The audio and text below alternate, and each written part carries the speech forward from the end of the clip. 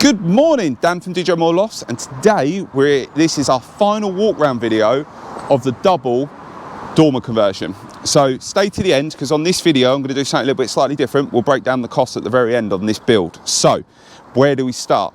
So we are finished here. So I've just got Darren here sweeping up and giving it a little bit of a tidy up now that the scaffold has gone.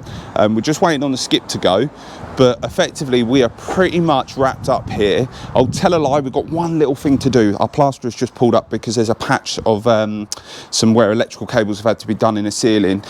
So we're just getting some patching on the plastering, but other than that, we are done. So let's jump out back and we'll show you the finished result now that this dormer's, now that the scaffold's gone, sorry. So you might be able to see it behind me. But this is a double flat roof dormer. So both properties at the same time, we've fully converted. So we've added both these flat roof dormers to the rear. We've put this nice separation in the middle just to get a nice central line. But there is actually a gap between the two of these. It would look like there isn't, but effectively there's a 100mm cavity in between. And both sides have been fully insulated, fireboarded and protected. So, but from the outside, instead of us having like a small gap trying to get up there and weatherproof it, it's just extremely difficult. So what we've done is we've joined it on the front just to make it look a lot nicer, I feel, which the clients love. And what I was thinking is, let's jump up and show you both lofts. Now, they're very similar, but one's slightly different in the sense it's got a few more tiling, or bit more tiling done in the loft area. So we can see the differences in clients' choices and stuff like that. But let's jump up there, take a little look and give you a walk round of what the benefit is of having a flat roof dormer. Especially if I drop in now some of the videos of what it looked like originally and even through the process of the build to what we're at now, I think you'll be pleasantly surprised. There's our plasterer.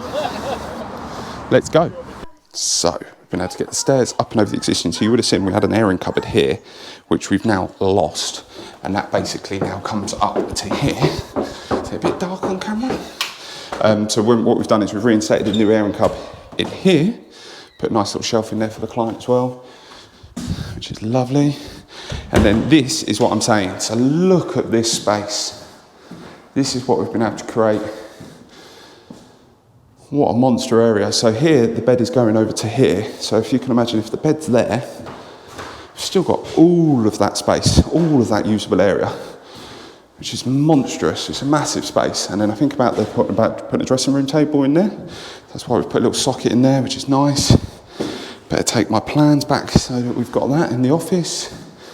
And then the ensuite. Got a cute little ensuite here. Nice little towel rail, toilet, sink. Nice shower, double shower. So this is 1200 wide, this one. It's a nice shower tray.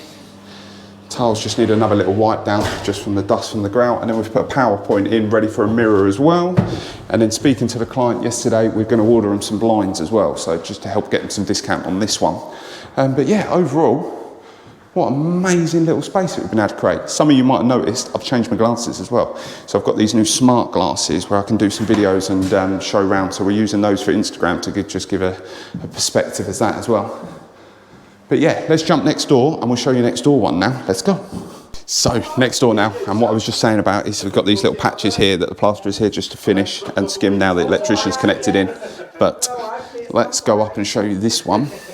This one's pretty much the same. The only difference is, I'll show you the bathroom. It's slightly different. So same thing again. Got the tank in here, put a shelf up there for them.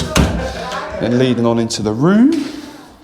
Same thing. Nice, big, open space, but just the opposite direction. And as we touched on, so between the two properties, there is a small void. It's the depth of the cavity. So not only does that help with fire, but also with noise and stuff like that as well. But we have fully insulated it. And then this one, a little bit more layering. So this one's got a bit more tiling, different colour features and stuff.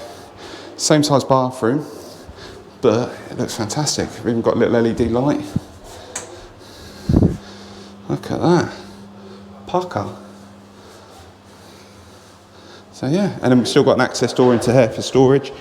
So you see there, got a little storage area in there as well, which is lovely. So yeah, but let's jump back to the office now and we'll break down the costs to give you an idea of what this has costed and how we've quoted it, and we'll go from there. Bosh, and we're back in the office. So as promised, I thought I would do a little cut down and a breakdown of all the financial sides of things, because a lot of the comments, a lot of the questions seem to be around cost. What does it price at? How much labour costs? How much materials and stuff like that. So I thought I'd give you a little rundown. So very roughly, just how we price it, because I've got a very specific pricing sheet that we use, and every job is very much individual to each place. So whether it be access, labour, the type of roof, materials in the sense of if it's a tile roof versus a slate roof, all those kind of things. So everything is factored in, but as a very rough idea, just as a little breakdown for you to give you an understanding of how we quote and what the typical costs are involved. So the architectural plan, skips, PPE, scaffolding, that kind of stuff is just cost around just shy of 6k on this build plus VAT. Then labour costs, we've got a cost of around 18k plus VAT. And then material costs, looking down here, we've got a total cost of just under 21k in material costs. So that's how it's typically broken up in our quote effectively, and that's all quantified. So we've got many of the different little touch points, where it be like doors, skirting, insulation, plasterboard, labour for the plumbing, electrics, all those kind of things. So I have a special sheet that we use to price all the projects up. But overall, this build effectively cost just under 45k plus VAT, which is a total of, we've got a full total of £53,925.42. That is the overall build cost of an individual dormer for this build. Now, like I say, not everything is very much identical. So some places are slightly different. So being completely honest with you, if you've got a house that's got more poor access and a bit more troublesome of getting to it, can't get skip toast close to the job, stuff like that, you need more scaffold. Obviously the prices are going to change. And same with like a slate roof versus a tiled roof. It's a little bit more difficult working on a slate roof than a tiled roof. So some of these factors do cost slightly more and slightly less. So yeah, it's never as straightforward, but very much every quote should be specific to your build. But I hope this has kind of helped and give an idea of the cost and stuff that is involved in a build. And then if it is, let us know, and maybe we'll do a proper video around how we price it, like the pricing structure that we use and something along those kind of lines. And hopefully we can get rid of some of these comments around price questions and bits and bobs like that. But if this was useful, you like this kind of video, let us know in the comments. We'll see you again on the next video. Don't forget to hit that bell and subscribe, and we'll see you again soon. Enjoy. Thanks.